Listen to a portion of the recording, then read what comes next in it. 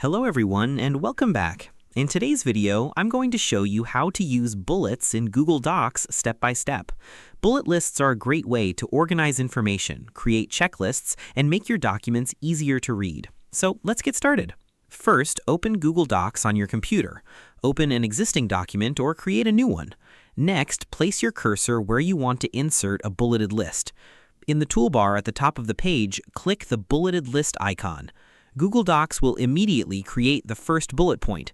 Start typing your first item. Press the Enter key to create another bullet point. Continue typing to add as many bullet points as you need.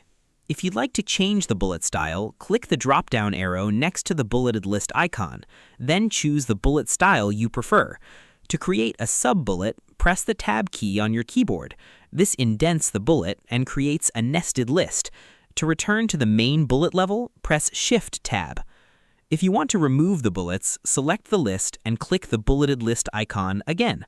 And that's it. You've successfully learned how to use bullets in Google Docs. Thanks for watching. If you found this tutorial helpful, don't forget to like, subscribe, and turn on notifications for more Google Docs tutorials, document tips, and productivity guides. See you in the next one.